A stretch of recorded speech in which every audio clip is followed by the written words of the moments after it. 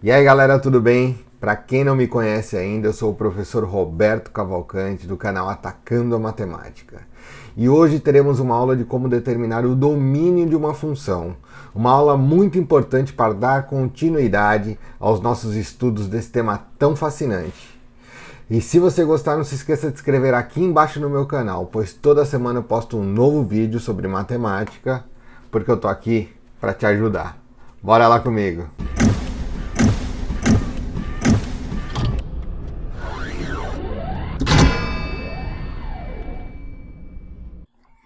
E aí galera, vamos lá então, olha só. Como eu vou determinar o domínio de uma função real? Essa é a pergunta de hoje, ok? Vamos lá. O nosso contexto é de funções. E para existir uma função de A em B, eu preciso ter um conjunto de partida, que eu também chamo de domínio da função. Eu preciso ter um conjunto de chegada, que eu também chamo de contradomínio da função, meu conjunto B nesse caso. E eu preciso ter uma lei aqui, ó, que pegue cada elemento do meu conjunto de partida e faça uma correspondência com um único elemento no conjunto de chegada, ok? Perfeito. Isso é função, tá?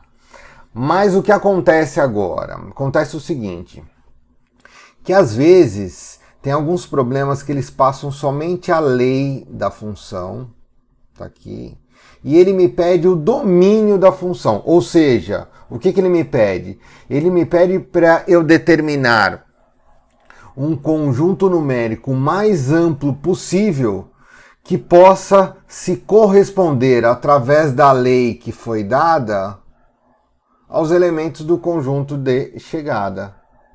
Então veja bem, olha só, ele me dá a lei da função e ele me pede o domínio dessa função. E qual que é o domínio que eu vou ter que achar? Eu vou ter que achar um conjunto numérico mais amplo possível para que funcione essa função. O que é funcionar a função? É fazer com que cada elemento desse conjunto numérico que eu vou determinar tenha uma ligação, uma correspondência com o meu conjunto de chegada, com o meu contradomínio, através da lei que eu estou olhando lá. Ok? Vamos dar uma olhada no próximo exemplo aqui e vamos verificar isso. Olha só. Então chegamos no nosso primeiro exemplo. E aqui, gente, olha só. Eu tenho uma função que é o f de x igual a x menos 5. Veja bem, ele pede para eu determinar o domínio dessa função. E o domínio dessa função, na hora que eu olho para a lei, eu verifico que eu não tenho nenhuma restrição. Ou seja, eu não tenho nenhum número que eu coloque aqui no lugar do x na variável x, que eu substitua na variável x, que não me faça gerar um resultado. Por isso que eu estou falando que eu não tenho nenhuma restrição. Então aqui, um domínio da função só pode ser o conjunto dos números reais. Ou seja, todos os elementos do conjunto dos números reais eu posso colocar aqui, subtrair de 5 e gerar uma informação que vai estar no meu conjunto de chegada, que é o meu contradomínio. Então aqui não tenho nenhuma restrição. Ok? Domínio, conjunto dos números reais. Vamos para o segundo exemplo. Chegamos agora no nosso segundo exemplo e verificamos que a lei mudou, né? Agora eu tenho uma nova função, que é o x sobre o 5 sobre x. E quando eu tenho uma lei onde eu tenho uma fração e a variável está no denominador, tudo que está no denominador tem que ser diferente de zero. Pô, professor, por que diferente de zero? Porque, por exemplo, se for 5 sobre zero, existe esse resultado? Não existe. Qualquer número dividido por zero, eu não consigo achar um resultado para isso. Não existe resultado para isso. Ou seja, aqui a minha variável, no denominador, ela pode ser qualquer uma, menos o zero. Então aqui, vou apagar aqui, o meu domínio da função são todos os números reais, com exceção do 0. E esse asterisco ele faz essa exceção aí, ele tira o 0 do conjunto dos números reais. Então aqui eu posso ter como conjunto de partida, como domínio, todos os reais menos o 0. Ok? Bora, terceiro exemplo, vamos lá. Bom, gente, agora no terceiro exemplo eu continuo com uma fração na minha lei da função, né?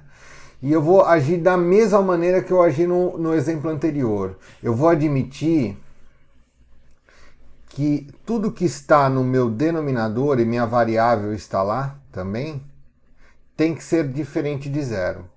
Sempre quando eu tenho uma fração como lei da função e a minha variável está no denominador, eu preciso admitir esse denominador como diferente de 0. Ok? Senão a função não existe, é uma restrição. Ou seja, para x menos 2 ser diferente de 0, o x tem que ser diferente de 2. Tá aqui a minha restrição, e aí eu tenho duas maneiras de colocar a resposta do meu domínio. Primeira maneira é essa daqui, ó. O domínio, devagar aqui, o domínio da minha função são todos os reais menos o conjunto onde eu tenho o elemento 2. Essa é a primeira maneira de eu representar essa restrição do meu domínio. Ou eu posso colocar a maneira bem tradicional, que é assim: x pertence aos reais, tal que x tem que ser diferente de 2. Aqui eu estou colocando que a minha variável x pode ser qualquer número, menos o 2. Tudo bem? Então, tem fração na lei? Quer achar o domínio? Pega esse denominador e coloca ele como diferente de 0. Colocou ele como diferente de 0, você vai achar o critério para colocar no domínio e verificar qual é o domínio da função. Vamos para o quarto exemplo, vamos lá. Gente, chegamos no nosso quarto exemplo, onde f de x é igual a raiz de índice par de 2x menos 3. Veja bem, olha só. A gente passou por alguns exemplos onde eu tive uma restrição que eram as frações como lei, né? Quando eu tenho uma variável no denominador, o denominador tem que ser diferente de 0. Porque senão não haveria a possibilidade de ter correspondência com o contradomínio. Perfeito, é isso, né? Aqui segue a mesma ideia. Quando eu tenho uma raiz de índice par, eu digo raiz quadrada, raiz quarta, raiz sexta, raiz oitava, de índice par, tá? A única restrição que eu tenho quando eu tenho uma raiz de índice par é que aqui dentro da raiz eu não posso ter não pode ser um número negativo. Esse valor que eu tenho aqui dentro, ele tem que ser positivo. Ele tem que ser maior ou igual a 0. Então aqui sempre tem que ser maior ou igual a 0. Essa é a única restrição. Por exemplo, raiz quadrada de menos 9. Não existe esse valor. Eu não consigo achar um resultado para raiz quadrada de menos 9. Né? Não vai ser 3 e não vai ser menos 3. Ok? Então a restrição que eu tenho, só quando eu tenho índice par na raiz, é que o que está dentro da raiz é justamente um valor maior ou igual a 0. Ou seja, aqui, como é que vai surgir o critério? Tem raiz de índice par? Coloca o que está dentro como maior ou igual a 0.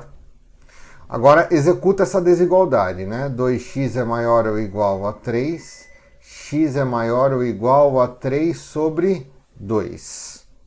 Então veja bem, qual que é a restrição que eu tenho? O domínio, ele pode ser, o meu domínio, aqui, domínio da função, ele pode ser qualquer número real, x pertencente aos reais, tal que o x tem que ser maior ou igual a 3 meios. Essa é a restrição. Na minha reta numérica, isso funcionaria dessa maneira, olha só. Aqui eu tenho, olha só, hein? Eu tenho, vamos supor que o 0 seja aqui, tá? aqui seja 1 e aqui seja o 2. Aqui o 3 e vai embora, tá?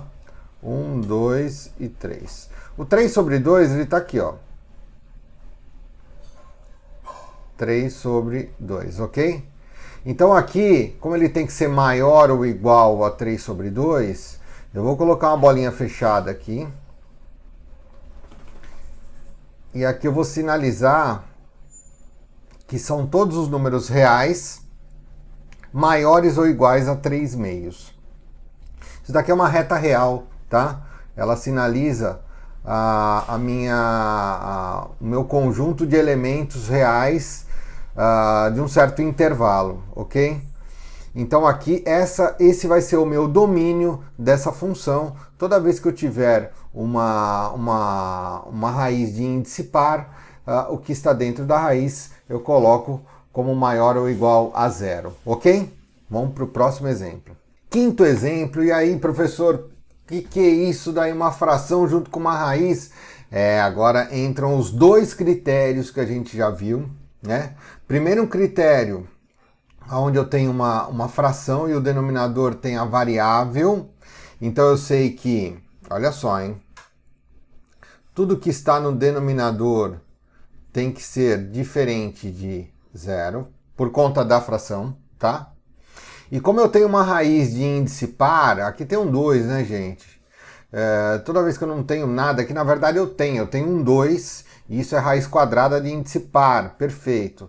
Toda vez que eu tenho uma raiz de índice par, o que está dentro da raiz, que no caso é o x mais 2, tem que ser maior ou igual a 0. Então a gente precisa lembrar disso. Toda vez que eu tenho uma fração, o denominador tem que ser diferente de 0, se a variável estiver lá no denominador, tá? E toda vez que eu tenho uma raiz de índice par, o que está dentro da raiz tem que ser maior ou igual a 0. Ok? Perfeito, vamos lá. Bom, para isso daqui ser diferente de 0, o x mais 2 tem que ser diferente de 0, o x tem que ser diferente de menos 2. Ok? Vamos lá, vamos avançar. E para isso daqui ser maior ou igual a 0, o x mais 2, desculpa, espera um pouquinho, o x tem que ser maior ou igual a menos 2. Bom, juntando essas duas ideias aqui, se tem que ser diferente de menos 2, e tem que ser maior ou igual a menos 2, eu vou resumir isso e falar que x tem que ser maior que menos 2. Ele não pode ser igual a menos 2. Então esse igual aqui eu vou tirar e surge essa única ideia aqui, essa única restrição, que é justamente o que x pode ser, o que o meu domínio pode ser. O meu x, a minha variável x pode ser maior que menos 2. Por isso, eu vou colocar aqui o meu domínio da função x pertence aos reais. X pode ser qualquer real. Tá ok? X tem que ser maior que menos 2. Tá aqui o meu domínio dessa função. Para ela existir, precisa acontecer isso. E essa é a ideia do domínio. Vamos para o próximo exemplo, sexto exemplo. Está acabando, vamos lá. Olha só, chegamos no nosso sexto exemplo, penúltimo exemplo, onde f de x é igual a raiz quadrada de x menos 7 sobre x mais 8. Bom, aqui também temos duas restrições, né? Por conta da fração, eu sei que o meu denominador tem que ser diferente de 0, né?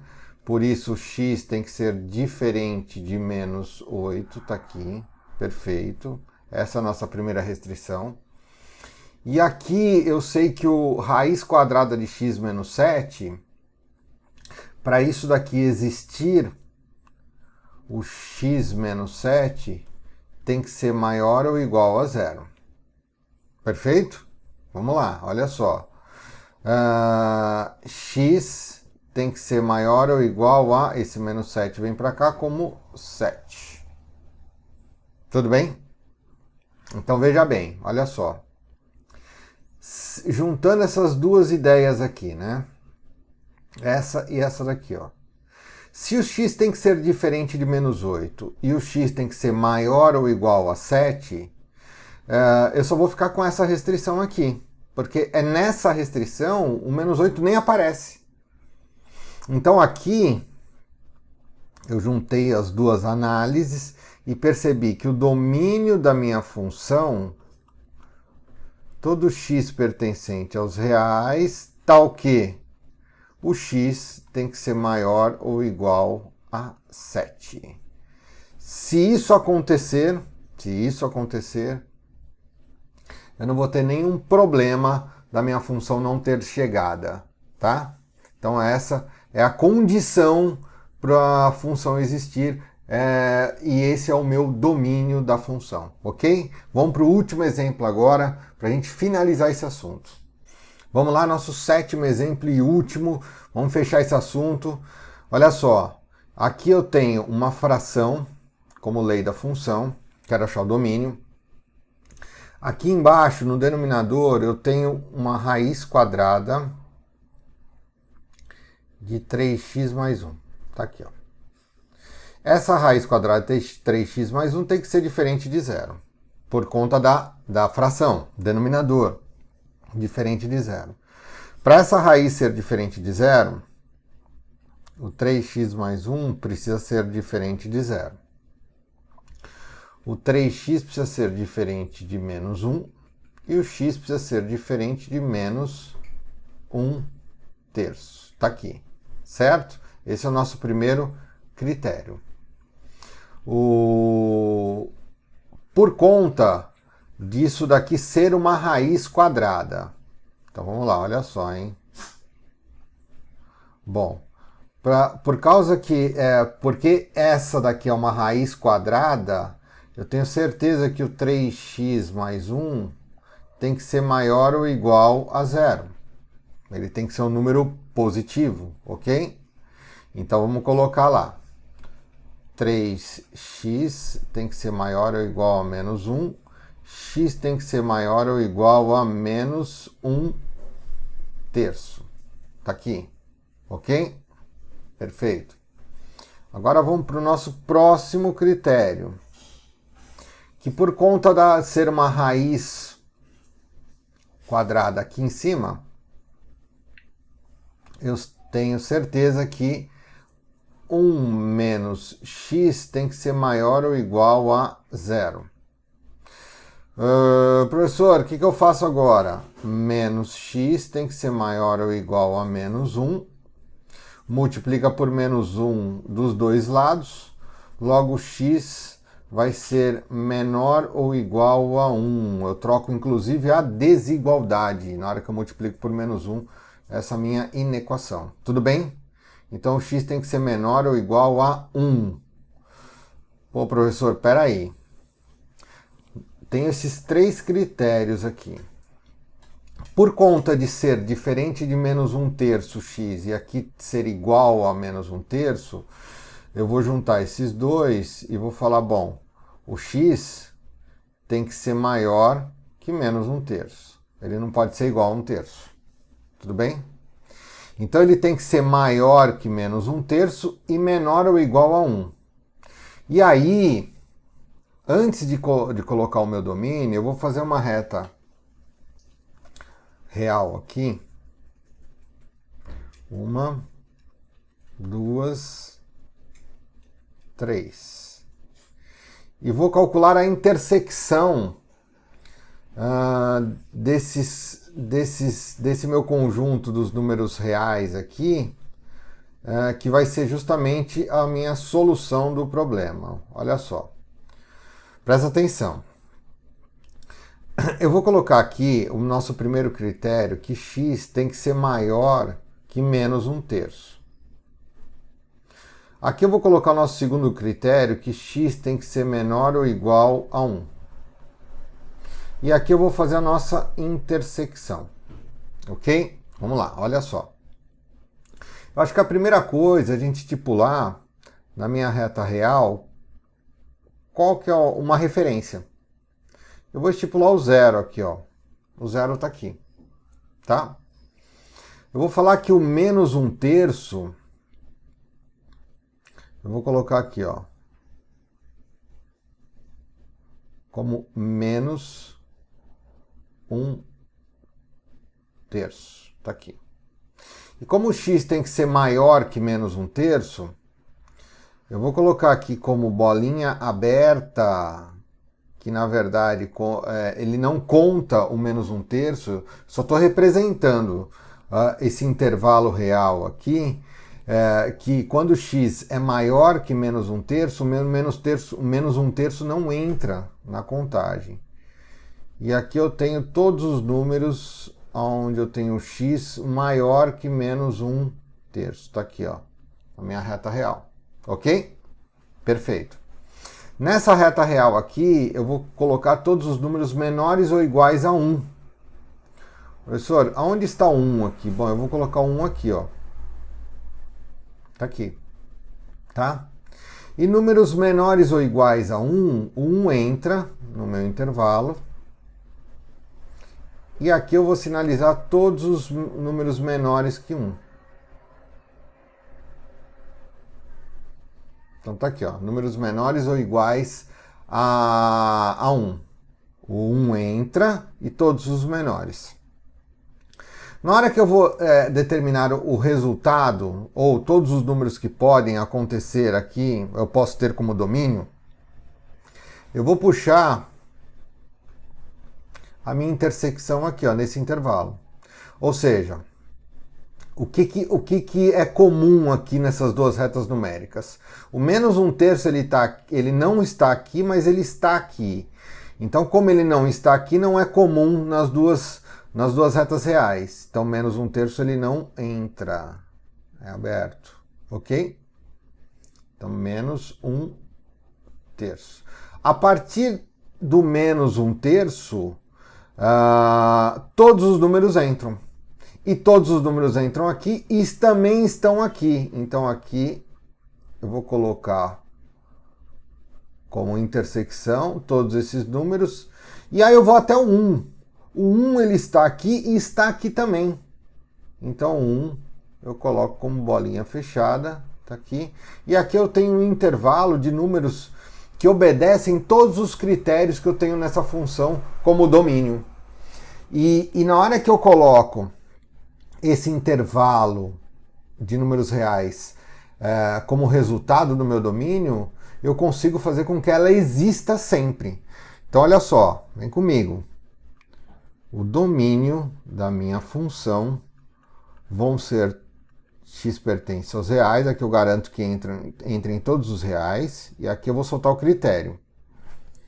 É de menos 1/3 aberto até 1 fechado, né? Então, menos 1/3 não entra e o 1 entra. Então, como é que a gente consegue representar isso? Olha só. Menos 1/3 é menor